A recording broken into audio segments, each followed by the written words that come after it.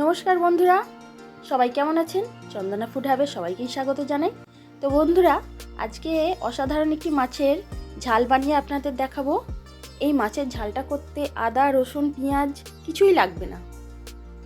তো এই মাছটার ঝালের জন্য আমি এখানে গঙ্গার খয়রা মাছ নিয়ে নিয়েছি। আর এখানে বন্ধুরা আমি 2 চামচ সর্ষেকে একদম মিক্সিতে পেস্ট করে নিয়েছি। এবারে এটা একটা ছাঁকনির সাহায্যে আমি পুরো ছেঁকে নিচ্ছি। এই ছেঁকে নিলে কি হবে, সর্ষের মধ্যে যে খোলাগুলো থাকে ওগুলো একদম আলাদা হয়ে যাবে। আর একটু জল দিয়ে দিলাম যাতে ভালোভাবে একদম পরিষ্কার হয়ে যায়।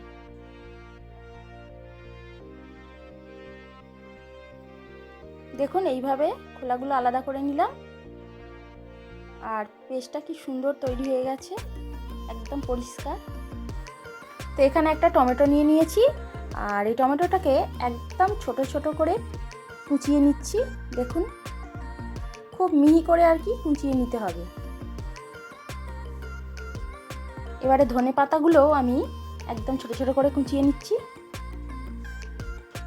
আর এখানে কয়েকটা কাঁচা লঙ্কা নিয়ে নিয়েছি, এগুলো চিড়ে নিচ্ছি। তো এখানে সব কিছু আমার রেডি করে নিয়েছি আজকে যা যা লাগবে। তো এখানে মাছের মধ্যে আগে থাকতেই আমি নুন, হলুদ, লঙ্কা মাখিয়ে রেখে দিয়েছি। এবার কড়াই বসিয়ে দিলাম, কড়াতে সরষের তেল দিয়ে দিলাম। তেলটাকে একটু ঝাঁকিয়ে নিলাম, চারিদিকটা আর কি হয়ে গেল। এবারে মাছগুলো আমি দিয়ে ভালো করে ভেজে নেব। তো একে একে মাছগুলো সব দিয়ে দিলাম। তো বন্ধুরা, যে সকল বন্ধুরা এখনো পর্যন্ত আমার চ্যানেলটি সাবস্ক্রাইব করেননি তারা প্লিজ চ্যানেলটি সাবস্ক্রাইব করে আমার পাশে অবশ্যই থাকবেন। আর যে সকল বন্ধুরা আমাকে কমেন্ট করে জানাচ্ছেন তাদের আমার তরফ থেকে অসংখ্য ধন্যবাদ জানাই।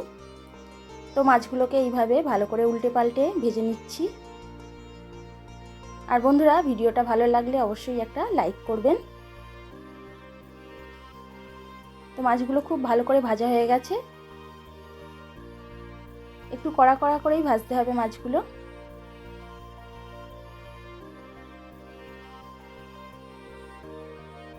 এবারে আমি তুলে নিচ্ছি।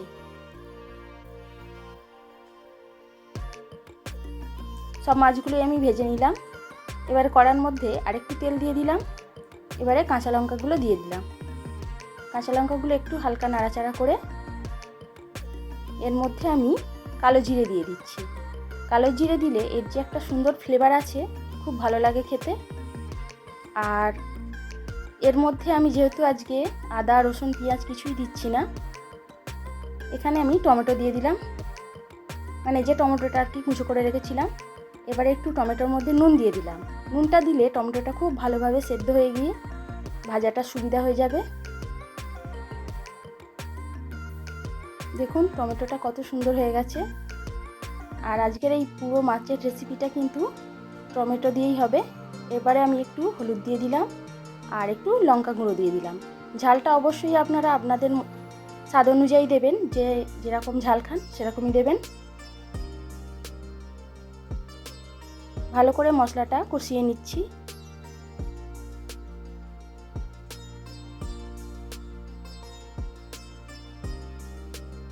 দেখুন টমেটোটা কতটা একদম পেস্ট হয়ে গেছে ভালোভাবে। এবারে আমি একটু অল্প করে চিনি দিয়ে দিলাম। চিনিটা দিলে এই সময় কালারটাও খুব সুন্দর আসে। একদম মশলার সঙ্গে চিনিটা পুরো ভালো করে ভেজে নিতে হবে। এবারে ওই যে সর্ষেটা পেস্ট করে রেখেছিলাম ওটা দিয়ে দিলাম। দেখুন কালারটা কত সুন্দর হয়েছে।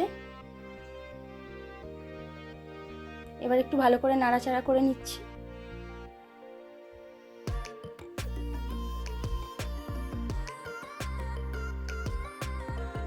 এবার জুসটা ফুটে গেছে, এবার আমি মাছগুলো দিয়ে দিচ্ছি। এখানে কিন্তু আমি আর এক্সট্রা জল দিলাম না, সর্ষের মধ্যে যতটুকু জল ছিল সেটা দিয়েই আজকে পুরো মাছের ঝালটা হয়ে যাবে।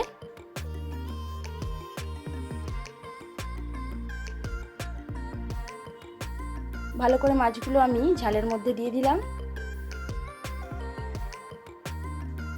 এবারে 2-1 মিনিট চাপা দিয়ে দিচ্ছি।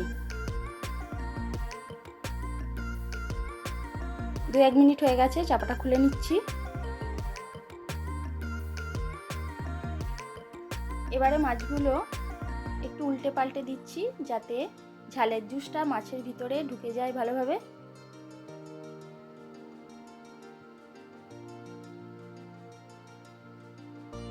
আর খুব সুন্দর একটা সুগন্ধ বেরিয়েছে বন্ধুরা, যেহেতু কালো জিরে দেওয়া আছে। এর মধ্যে আমি একটু ধনেপাতা কুচি দিয়ে দিচ্ছি। আর ধনেপাতা কুচি দিলে সমস্ত ঝালই খেতে দারুণ লাগে, সেটা সবাই নিশ্চয়ই জানেন। ব্যাস, মাছের ঝাল একদম রেডি হয়ে গেল। দেখুন কালারটা খুবই সুন্দর এসছে। তো বিনা ঝামেলায় একদম খুব সহজে খুব কম মশলায় এই ঝালটা তৈরি হয়ে গেল।